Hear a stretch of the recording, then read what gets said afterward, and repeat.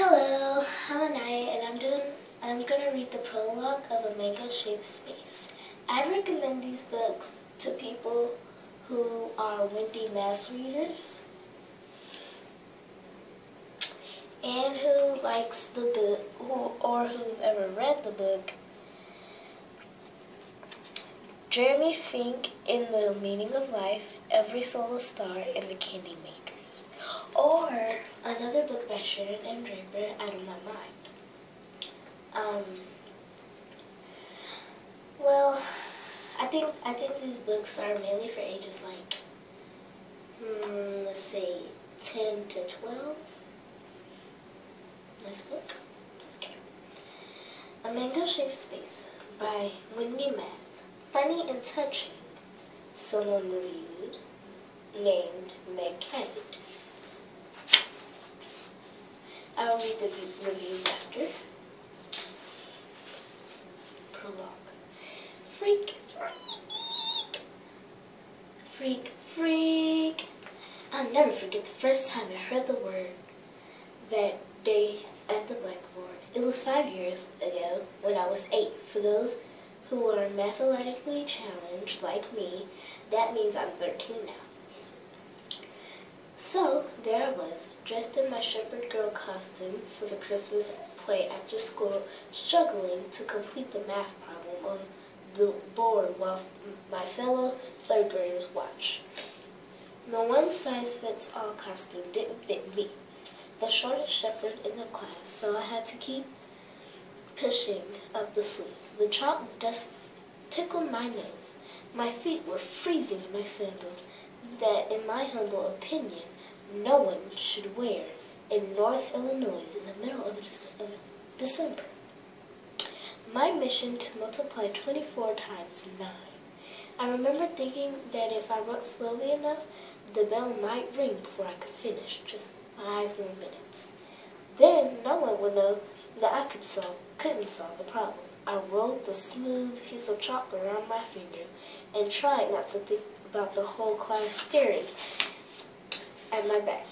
Glancing around in what I hope looked like intense concentration, I noticed a few fragments of colored chalk on the ledge of the board. To use up some time, I put down the white piece and began rewriting each number on the board in its correct color. Maya! My teacher, Mrs. Lowe, startled at me as I turned the chalk, screeched on the board in deep red zigzag shape, sped across my field of vision. My classmates groaned at the noise. "This isn't art class," she said, wagging her long, skinny finger at me as if I didn't know that. "Just use the white chalk." "But isn't it better to use the right colors?" I asked, confident that the other kids would agree. The class giggled and grinned, thinking they were laughing at her, not me. "What do you mean the right colors?" she asked, sounding genuinely confused and more than a little annoyed. Now I became confused. Wasn't it obvious what I meant? I looked at my classmates for help. But now their expressions changed. They gawked at me as if I had suddenly sprouted another head. My hands started to shake a little, and I rushed out my explanation. The colors of the numbers. You know, like the 2 is pink. Well, of course it's not really this shade of pink. It's more like cotton candy pink. And the 4 is baby blanket blue color.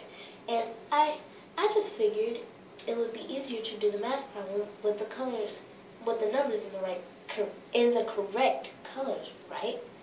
I pleaded with my classmates, my friends, to back me up.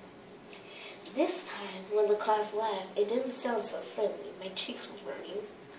Then I heard it in a loud whisper from the back row. "Freak!"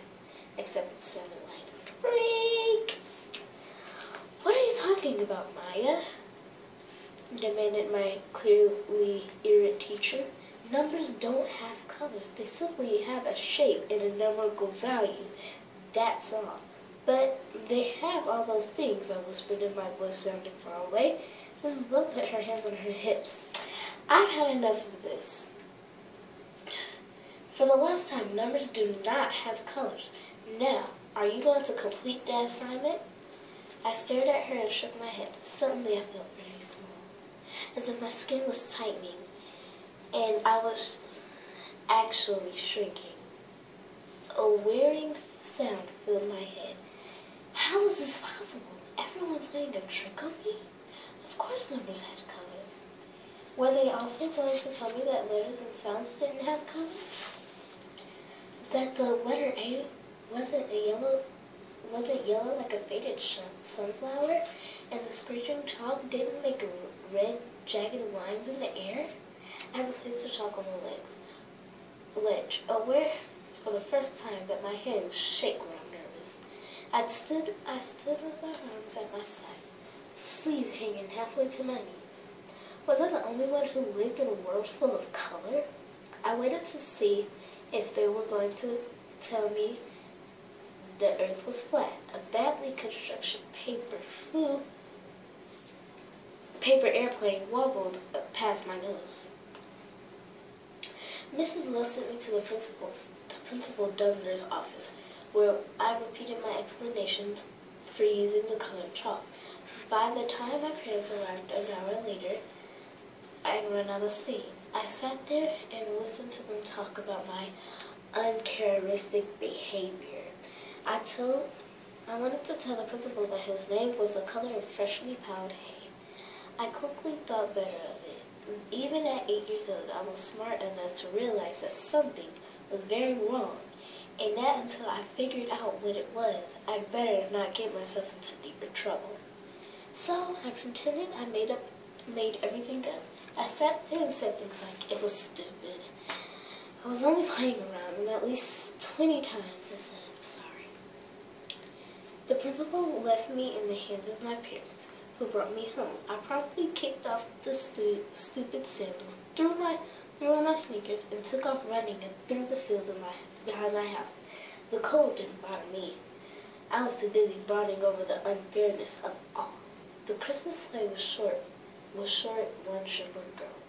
Mrs. Lowe made me clean the erasers for a week and apologize in front of the whole class for taking up their time with my nonsense. Those were her words, not mine. Pretty soon, everyone forgot about that day, everyone but me. I learned to guard my secret well, but now I'm 13. Everything is about to change, and there's nothing I can do to stop it. So, if you want to know why the cover is like this, comment below and subscribe me. I could sing, I'll read some books, or you could recommend books, and yeah, so peace.